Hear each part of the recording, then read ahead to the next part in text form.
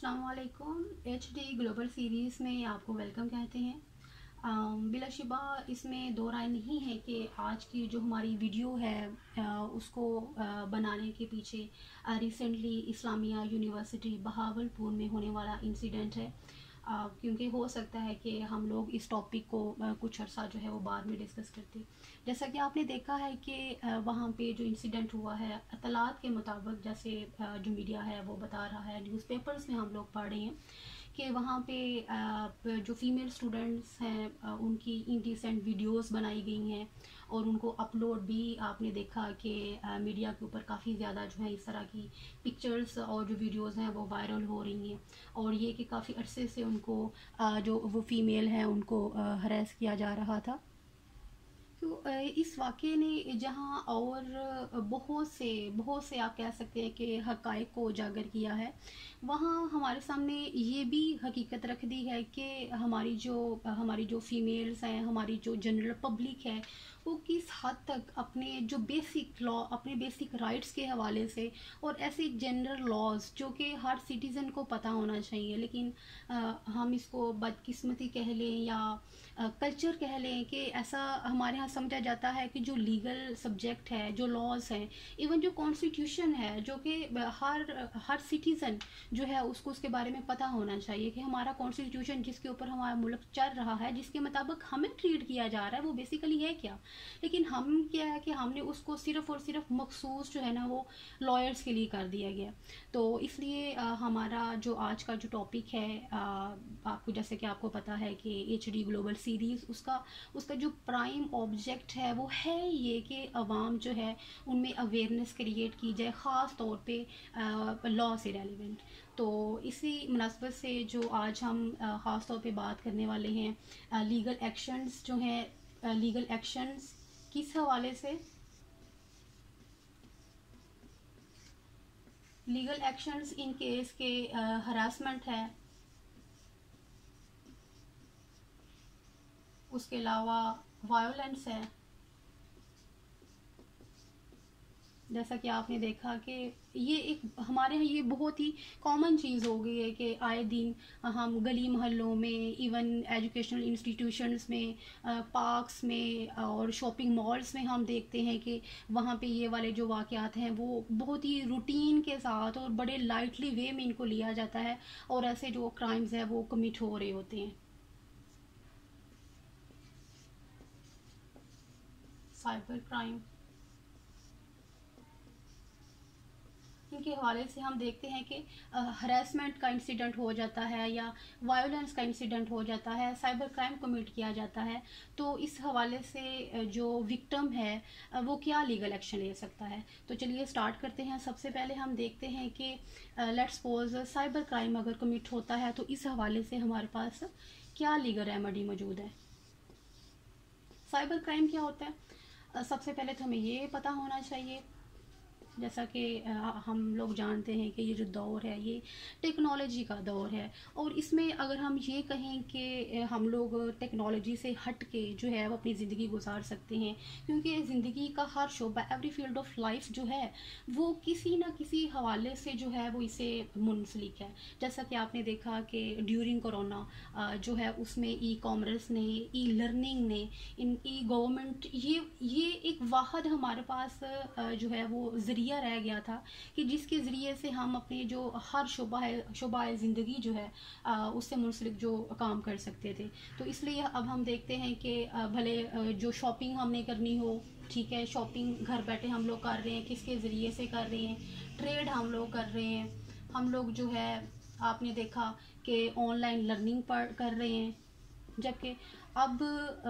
Most of the जो institutions जो थे ग्लोबली, आपने देखा कि जो वो बंद थे कोरोना की वजह से, तो वह ज़रिया क्या था हमारे पास स्टूडेंट्स के लिए, वो यही था ऑनलाइन लर्निंग। तो ये किसकी वजह से मुमकिन हुआ, ये टेक्नोलॉजी की वजह से ही। इसलिए अगर हम कहें कि हम इससे हट जाएँ तो ये पॉसिबल नहीं है। लेकिन इसके साथ साथ हम ये भी देखते हैं कि इसकी वजह से हमारे यहाँ किस हद तक जो है सेंस ऑफ इनसिक्योरिटी क्रिएट हो गई है। इनसिक्योरिटी जो है वो डिफरेंट वेज में, जैसा कि आपको नहीं पता कि आपके मोबाइल में जो डाटा है वो सिर्फ आप तक है, लेकिन आप तक है या किसी और को भी इसकी जो एक्सेस है वो हासिल है, वो ये क्योंकि ये अब पॉसिबल हो गया। आपने देखा कि आए दिन जो है वो हैकिंग के केसेस आ रहे होते हैं। हम देखते हैं कि हमारे जो डाटा, जो हमारे बैंक अकाउंट्स हैं वहाँ से कैश विदड्रॉ हो रही है, हमारे मोबाइल फ़ोन्स के ऊपर ऐसे मैसेजेस आ रहे होते हैं कि आपके इतना जो है वो फ़ंड आ गया है, आपका इतना इनाम निकल आया है, आपका इतना प्राइस निकल आया है। तो ये सारा क्या है, ये सारे जो है वो साइबर क्राइम में ही आती हैं। यानी कि एक चीज़ का अगर फ़ायदा है तो उसके साथ साथ उसके नुकसान भी हैं। लेकिन यहाँ पे क्वेश्चन क्या है कि हमने उन नुकसानात से कैसे बचना है, हमने अपने आप को इस दौर में कैसे प्रोटेक्ट करना है, ये क्वेश्चन है, ये हमारी रिस्पॉन्सिबिलिटी ये है। डेफिनेटली यहाँ पे जो हमारे पास वेज हैं कि जिसके ज़रिए से हम लोग जो है खुद को प्रोटेक्ट कर सकते हैं। सबसे पहले आप देखें कि आप अपने मोबाइल में ऐसा कोई डाटा ना रखें, आपकी पिक्चर्स, ऐसी वीडियोस जैसे जो आपको पता हो कि ये हमारी प्राइवेट है। हम ये तो कर सकते हैं ना कि हम ऐसी चीज़ें जो है इनको अपने मोबाइल में ना रखें। और दूसरा जो है हम देखते हैं कि हमारे पास जो है वो सिटीजन्स की प्रोटेक्शन के लिए prevention of electronic crimes act 2016 जो है वो भी आ गया हुआ है। Prevention of electronic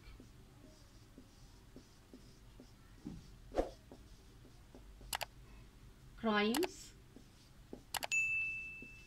act 2016। अब देखिए इसका पर्पस क्या है, इसका पर्पस यही है कि अगर हमारी किसी शहरी के साथ ऐसा कोई इंसिडेंट रोनमा हो जाता है, वो हमें कंप्लेन करे, हम तक एक्सेस करे, हमें रुजू करे, ताकि उसके जो ऐसे जो क्राइम हैं उनको काबू किया जा सके। लेकिन मसला कहाँ पे क्रिएट होता है, मसला यहाँ पे क्रिएट होता है कि हमें पता ही नहीं है कि हमारा ऐसा कोई लॉ भी मौजूद है भाई जो हमें प्रोटेक्ट करता है। हमें इस चीज़ का पता ही नहीं है कि ऐसा भी कुछ है कि जिसके ज़रिए से हम अपने जो लॉसेस हैं हम उनको रिकवर कर सकते हैं। हमारे साथ ऐसा कोई इंसिडेंट हो जाता है, ताकि एक के साथ हुआ है तो दूसरों के साथ ना हो, हमें इन चीज़ों का पता ही नहीं है। तो ज़रूरत किस अमर की है कि हम एक तो जो है अपना इस तरह की एहतियाती तदाबीर बरतें कि हमें खुद पता होना चाहिए कि हमने अपने लैपटॉप में, अपने कंप्यूटर में, अपने मोबाइल फ़ोन में किस तरह की चीज़ें रखनी है और किस तरह की नहीं रखनी है। और दूसरा, अगर खुदा ना खास्ता किसी के साथ ऐसा इंसिडेंट हो जाता है जो कि हम रेगुलर बेसिस पे देखते हैं, हो रहा है भाई, ये फैक्ट है, इससे हमने कैसे बचना है, अगर हो गया है तो उसका हमने रिकवर कैसे करना है, इन लॉ से फ़ायदा उठा के। और जैसे कि prevention of electronic crimes act 2016, जिसको हम पीका के नाम से भी जानते हैं, इसकी एब्रीविएशन क्या बनती है हमारे पास, पीका। तो इसके साथ ही हम देखते हैं कि ऐसे कौन से हमारे पास लॉज हैं जो कि हरेसमेंट और वायलेंस अगेंस्ट वीमेन जो हैं उसके लिए बनाए गए हैं। तो उस सिलसिले में सबसे पहले हमारे पास protection against harassment of women at work place 2010। तो नो डाउट हम देखते हैं कि वर्क प्लेस पे जो बहुत सी जो हमारी लेडीज़ हैं वो किस वजह से जो जॉब है उसको जो है क्विट कर देती हैं या जॉब करती नहीं है, सिर्फ इस वजह से कि वहाँ पे जो है इस तरह के जो वाक़यात हैं जब उनको सुनने को मिलते हैं। ये अलग बात है कि उसमें कितनी सच्चाई होती है या कितनी वो मन घड़त बात होती है, लेकिन ये भी हकीकत है कि ऐसा होता भी है हमारी सोसाइटी में। तो इस वजह से क्या है कि अगर किसी लेडी के साथ ऐसा हो रहा है तो वो जो है कंप्लेन कर सकती है ऑन द स्पॉट। उसको इनफैक्ट उसको चाहिए, जब उसको पता है कि ऐसे ये कानून किस लिए है, कानून हमारे लिए बनाए गए हैं, शहरियों की हिफाजत के लिए, उनके जहनी सुकून के लिए, उनके जहनी जिस्मानी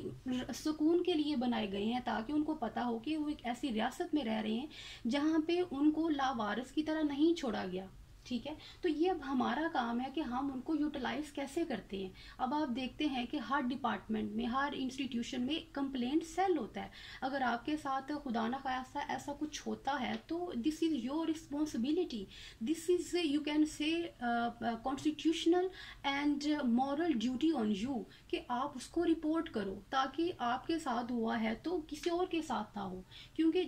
जो जब तक एक जुर्म को रोका ना जाए वो बढ़ेगा। और हमारा तो इस्लाम भी कहता है कि आपके ईमान का सबसे कमज़ोर तरीन दर्जा क्या होता है कि आप बुराई को देखो और उस पर खामोश हो जाओ। ठीक है, हमें तो उस पर आवाज़ बुलंद करने का कहा गया है। इसको अब हम ऐसा नहीं है कि हम जो है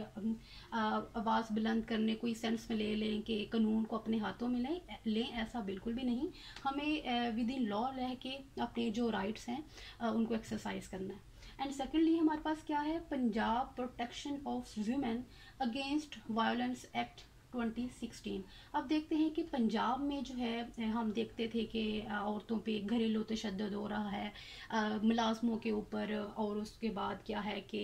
डोमेस्टिकली जो हस्बैंड्स हैं वो वाइफ के ऊपर तशद्दुद कर रहे होते हैं। तो यहाँ पे अब हमें समझने की यहाँ पे ज़रूरत है कि यहाँ पे वायलेंस से मुराद सिर्फ ये नहीं है कि आप उनको जो है ना वो बॉडली इंजरी दे रहे हो, मतलब बॉडली इंजरी दे रहे हो तो वो किस लिहाज से, वो उनकी मेंटली भी है कि अगर आप मेंटली किसी को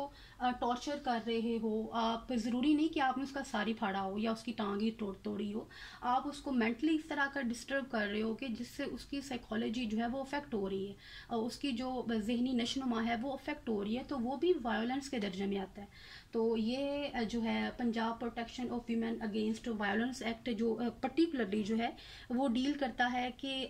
डोमेस्टिक वायलेंस जो है उसके ख़िलाफ़। इसी हवाले से जब हम बात करते हैं पाकिस्तान पीनल कोड 1860 की, जो कि उसमें जो है वो वीमेन के हवाले से या हरासमेंट के हवाले से या वायलेंस के हवाले से कौन से सेक्शंस डील करते हैं, तो इस सिलसिले में हम देखते हैं कि सबसे पहला क्या हमारे पास वो है 354। 354 किसको डील करता है कि अगर जो है क्रिमिनल फोर्स यूज़ की जाए for the purpose of outrage modesty. तो सबसे पहले क्रिमिनल फोर्स क्या है ये समझने की ज़रूरत है कि देखिए कितनी बारीक बीनी और दूर अंदेशी और कितना वसी कर दिया है लॉ ने कि अगर कोई शख्स जो है वो आपकी मर्ज़ी के ख़िलाफ़ जो है आपकी मर्ज़ी के बगैर आपको जो है एक तरफ से दूसरी तरफ भी जाने को मजबूर करता है, इस नीयत के साथ से इस तरह आपकी जो है वो पब्लिकली इंसल्ट होगी या वैसे आपकी जो है वो आप उससे अनोय होंगी, आपकी इंसल्ट होगी, तो उसके लिए भी उसने जो है लॉ रख दिया है कि उसको 2 साल की सज़ा हो सकती है, उसको फ़ाइन हो सकता है और उसको ये दोनों भी हो सकती है। ठीक है। एंड सेकेंडली इस सिलसिले में हमारे पास क्या है कि 354 है जो कि डील करता है कि अगर कोई क्रिमिनल फोर्स जो है वो यूज़ करता है या किसी लेडी को अनड्रेस कर देता है और उसको पब्लिक में इस व्यू से लेके आता है कि उसकी इंसल्ट हो, तो कितना उसको जो है एक संगीन जुर्म बनाते हुए उसकी जो सज़ा है डेथ तक यानी मौत जो है वो करार दे दी गई। उसको मौत भी हो सकती है या उसको जो है वो लाइफ इम्प्रिजनमेंट दी जा सकती है और साथ में फ़ाइन भी लाजमी कर दिया कि उसको जो है इस हवाले से फ़ाइन भी देना पड़ेगा। एंड थर्डली हमारे पास क्या है 509 जो कि डील करता है कि जो है अगर sexual harassment excuse me sexually harass किया जाता है किसी लेडी को, तो इसका दायरा कार ज़रा आप चेक करिएगा कि इसमें लॉ ने रख दिया है कि अगर कोई ऐसे वर्ड्स भी यूज़ करता है, आप गली से गुजर रही हैं, ठीक है, आपके लिए कोई ऐसे वर्ड्स बोलता है या ऐसी कोई साउंड भी निकालता है, चेक करें आप, साउंड निकालता है या कोई ऐसा जेस्चर देता है आपको कि जिससे आप अनकंफर्टेबल फील होती हैं, या वो ऐसा जेस्चर है जिससे वो आपको हरासा करने की कोशिश कर रहा है, तो इसको भी जुर्म बना दिया गया और इसके लिए जो है वो 2 साल तक की सज़ा हो सकती है और साथ में 5 या सज़ा होगी या इसके लिए क्या है 5 लाख तक जो है वो फ़ाइन हो सकता है या इसको दोनों हो सकते हैं। तो सिर्फ समझना किस बात को है हमें कि हमें इन लॉज को इम्प्लीमेंट करना हैं भाई, ये लॉज हमारे लिए बना दिए गए हैं, स्टेट ने हमारे लिए बनाए हैं। अब स्टेट खुद हम तक नहीं आएगी, ठीक है, कि अगर बहन बेटी आपके साथ ये हुआ है तो आप आओ जी। नो डाउट इस तरह भी बहुत से केसेस हैं कि स्टेट जो है वो खुद एक्सेस करती है हमें प्रोटेक्ट करने के लिए, लेकिन ये हमारी रिस्पॉन्सिबिलिटी है। अगर हम चाहती हैं कि डेफिनेटली हम चाहती हैं कि हम इस तरह के जो केसेस हैं उनसे बचें और इनको प्रमोट ना हो, ये माशरे में और ज़्यादा जो है वो बेरा रवी ना फैले, तो क्योंकि बहुत मुमकिन है अगर हमें इन सारी चीज़ों का ख़ास तौर पे हमारी जो बहनें बेटियां इस्लामिया यूनिवर्सिटी, नो डाउट ये रब जानता है कि उस बात में कितनी सच्चाई है और वो क्या है, लेकिन अगर उनको इन सारे लॉस का पता होता तो बहुत मुमकिन है कि वो इस पे अमल करती। और जैसा कि आप जानते हैं कि HD ग्लोबल सीरीज़ का तो मकसद ही ये है कि वो आवाम तक जो है वो रहनुमाई करे, जहाँ तक मुमकिन है वो उनको लीगल इश्यूज़ के बारे में, लॉ के बारे में जो है उनको आगाह करे, और हमारी इस आवाज़ को आगे आपने पहुँचाना है। इसमें बिलाशुबा आपका जो तावन है वो दरकार है। शुक्रिया।